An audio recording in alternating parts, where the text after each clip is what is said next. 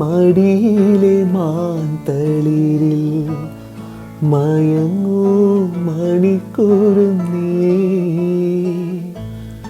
കനവായി മിഴികളെ തഴുകാം ഞാൻ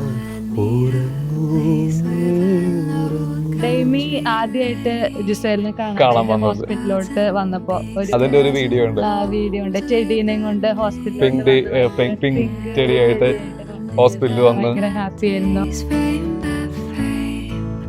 ഞങ്ങൾക്ക് second baby girl ബേബിയാന്ന് ഉറപ്പായിരുന്നു. കാരണം അവിടെയൊക്കെ ഒരു 10 മാസം 10 ആഴ്ച ആയി കഴിയുമ്പോൾ ടെസ്റ്റ് ചെയ്തിട്ട് ഗേളാണോ ബോയ് ആണെന്ന് അറിയാൻ പറ്റുമായിരുന്നു. അപ്പോൾ എന്താണ് ഞാൻ ടെസ്റ്റ് ചെയ്യുന്നതിന് മുമ്പ് പറഞ്ഞത് ഗേളായിരിക്കും എന്ന് പറഞ്ഞു. അതുപോലെ തന്നെ ഗേളായിട്ട് വന്നു. റിസൾട്ട് പോലെ ഞാൻ നോക്കിയത്, ഞാൻ പറഞ്ഞത് ഗേളായിരിക്കുന്നു. അതുപോലെ ഗേളായിട്ട് വന്നു.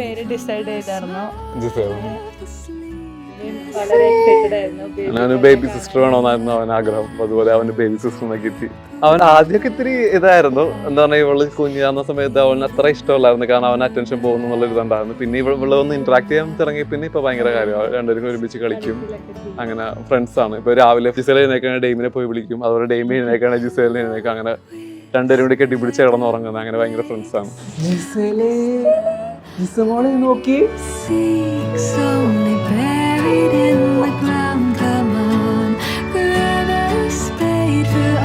പിന്നെ ഇപ്പൊ ഡബിൾ ആയിരുന്നല്ലോ, ഡബിൾ മാമസ് ആയിരുന്നല്ലോ. ചേട്ടന്റെ കൊച്ചും ആ സമയത്തിന് അവരുടെ ഉണ്ടായപ്പോ ഞാൻ രണ്ടും ഒരുമിച്ച് പ്ലാൻ ചെയ്ത് അങ്ങനെ ഒരുമിച്ച് നടത്തി.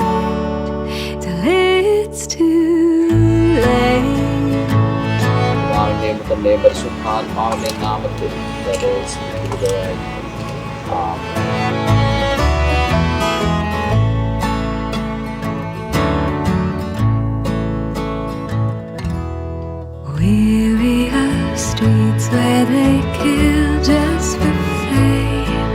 My head is grown numb and there's no one to blame. Everyone's walking around with no aim.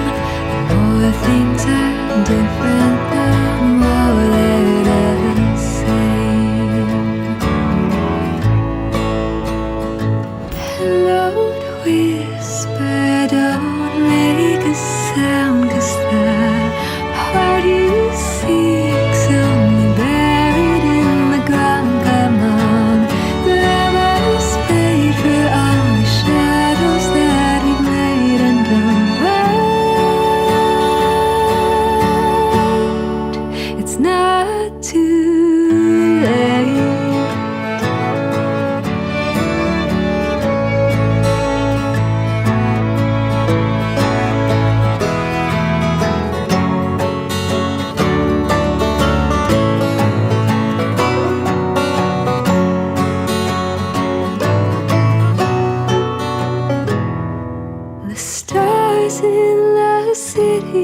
രണ്ടാമത്തെ ആള് വന്നപ്പോ അധികം ബുദ്ധിമുട്ട് തോന്നിയിട്ടില്ല. ഇനി തുടങ്ങാൻ പോകുന്നുള്ളൂ. കാരണം അമ്മിച്ച് വന്നിട്ടുണ്ടായിരുന്നു.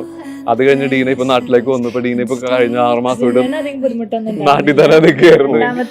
ആദ്യത്തെ ഒരു എക്സ്പീരിയൻസ് ഉള്ളതുകൊണ്ട് അത്ര ബുദ്ധിമുട്ടൊന്നും ഉണ്ടാകുന്നില്ല. ആദ്യം ഇപ്പൊ ചെറുത് വരുമ്പോഴത്തേക്കും അയ്യോ എന്ത് പറ്റി കരയുന്നു പാല് ഇതിപ്പോ കരഞ്ഞു കൊച്ചല്ലേ കരയട്ടെ കരയുന്ന എന്തിനാന്ന് മനസ്സിലായി തുടങ്ങും. പിന്നെ അത്ര കോംപ്ലിക്കേറ്റഡ് അല്ലായിരുന്നു ഇവിടെ മാനേജ്.